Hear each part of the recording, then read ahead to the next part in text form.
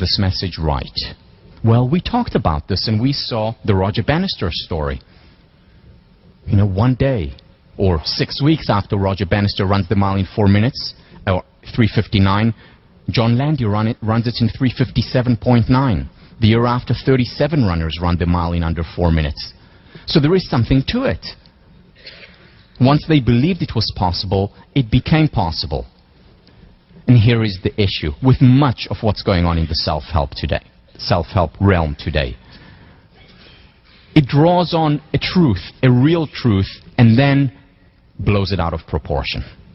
So yes, there is some truth in the fact that our mind creates reality. But that's only part of the truth. We create reality, or rather we co-create reality. There has to be something out there or in there. For example, when it comes to The Secret, if you believe that you're likely to succeed, you're much more likely to succeed, but that has to come with a lot of hard work and persistence. It has to come with a lot of failure and learning from that failure.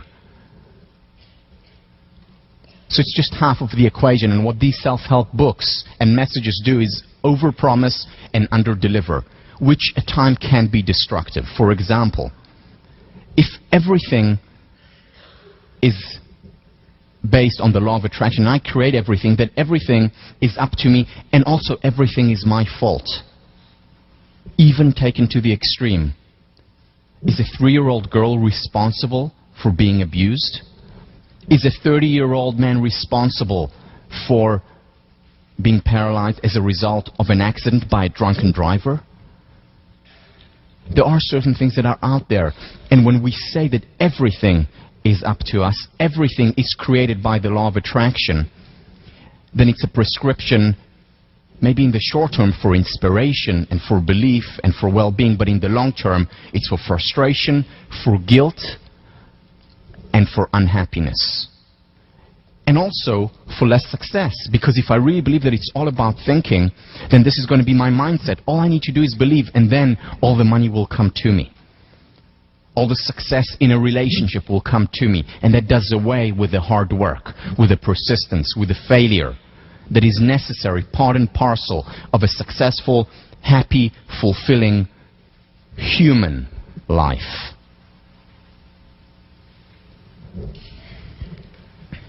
I want to show you a quick video. This is of an ad I saw online, and I actually called the Royal Bank of Scotland and asked them to send me the original, because it captures some of the misunderstanding that there is today about the power of the mind. Just a very cute ad. Douglas, from the conference. James Anderson. Oh, yeah, yesterday, yeah. That's a lot of green. What kind of bird is it?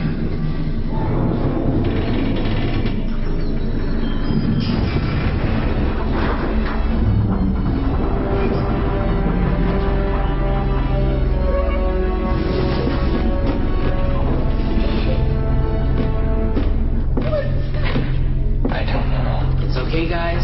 I've done a course. What? Positive thinking. Positive thought makes a positive impact. Okay? Positive thought has a positive impact. Look at me. That's right, okay.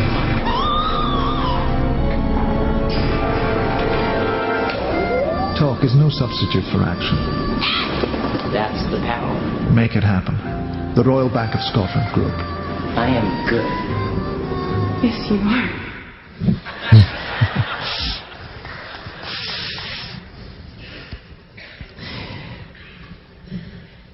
Captures part of the truth, but not the whole truth. So let's see what serious research has to say about the power of the mind.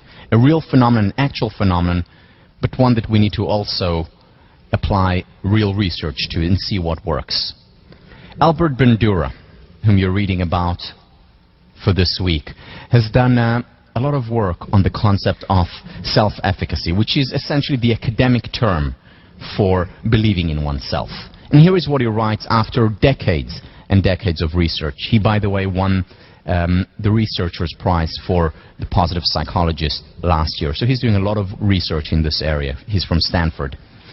Beliefs in personal efficacy affect life choices level of motivation, quality of functioning, resilience to adversity, and vulnerability to stress and depression. Those who believe in themselves, who have confidence, do well across different areas in their lives. He continues, people who regard themselves as highly efficacious act, think, and feel differently from those who perceive themselves as inefficacious. They produce their own future rather than simply foretell it. In other words, what he's talking about here is that these people are scribes in their own lives. They create their own lives as opposed to their lives being prescribed by others. They're more resilient, better able to deal with hardships and difficulties. In other words, better capacity, as we discussed earlier, to deal with difficulties. Now, the important thing about this research, and his research over the years, is that it can be learned. It's cultivated over time. So it would be useless if, in terms of research, at least for us, if he would say, well, some people are born with it and others are not. Some people are born with what they started to talk about, the resilient gene, and others are not born with that. But that's not the case. What he has shown is that it can be learned. It takes time, it takes effort, and we'll talk about later how we do it. But the important thing, it's malleable. We can do something about it. Other research by Curry on college athletes, I know there are many athletes in this room, she showed that 56% of your success as an athlete, once you start being an athlete, is determined by levels of hope, by how much you believe that you are going to succeed. Remember from the very first or second class where I talked about the research by John Cotter about the business HBS graduates, where the two things predicted success in the long term, extraordinary success of these grads. One was that they were constantly asking questions, and two was that they believed in themselves. They thought they could do well. But it's important to also realize that it's not 100% of the variance that's explained by hope or by belief or by optimism, as many of the self-help books would have us believe. But it's certainly part of the equation of success.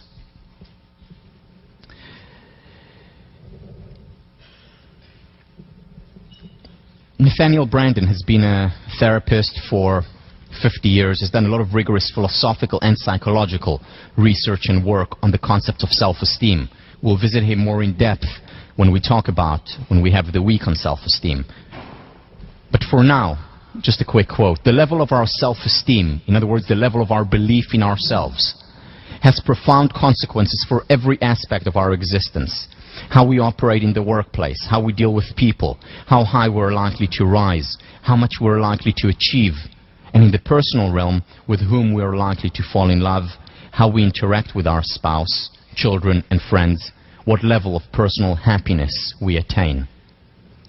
Very low levels of correlation between material affluence and well-being, or between where we live and well-being.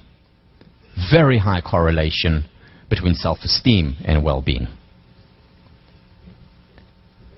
In most research, what we find is a 0.7 correlation between the two constructs. This is what I found in my dissertation as well. So self-esteem matters. The internal matters. And what we're doing when we enhance, when we raise our levels of belief in ourselves, is we're transforming our mind. We're changing the form so that we see the world differently. We perceive different things. We experience things in a different way, whether it's successes that we then celebrate or failures that we then learn from and turn into opportunities. But so much of it is about what we have inside here. Branden, self-concept is destiny. Very similar to whatever your mind can conceive, it can achieve, from Napoleon Hill. The only difference being that he also puts a lot of rigorous thinking and research there and shows the limitation of the belief. Here's another example of research done in this area which most people know about, the placebo effect. You go to the doctor, you have a headache, the doctor tells you, here I have a pill for you. The best thing just came out recently, will help you get over the headache. Gives you the pill, you get over the headache. Unbeknownst to you, what she gave you was a sugar pill. But because you thought, because you believed that it will help your headache, it actually did help your headache. Real phenomenon in medicine. So Herbert Benson, from across the river, from the medical school here, has done a lot of research in this area. Let me share with you just two of his studies. What Benson did was bring in women who were pregnant and who had stomach problems, were vomiting, they were throwing up, they were nauseous, something which is relatively common, especially in the first trimester of pregnancy. So he brought them in and told them, I have this new pill for you that will help you overcome your stomach distress. You won't throw up anymore after this. It's a very powerful and good pill. So he gave them that pill, and they got over their stomach distress. They were better. They didn't know, of course, that this was just a placebo drug, just a sugar pill. But then he took it a step further, brought in another group of women with the exact same stomach distress, with same vomiting, gave them a pill he told them would help them overcome their stomach distress. Only this time, instead of a sugar pill, he actually gave them small dosage, not dangerous, but a small dosage of ipecac. Now, those of you who know what ipecac is, it's a drug that we take if we want to throw up. So if we have food poisoning, we take this drug and it will actually elicit vomiting. So he gave him this drug, and again, this passed all the ethical reviews and was not dangerous, but that's what he did. And these women were told that they'd get better. And they did get better. Not only did they not vomit as they should have done, more so with the ipecac, they actually stopped.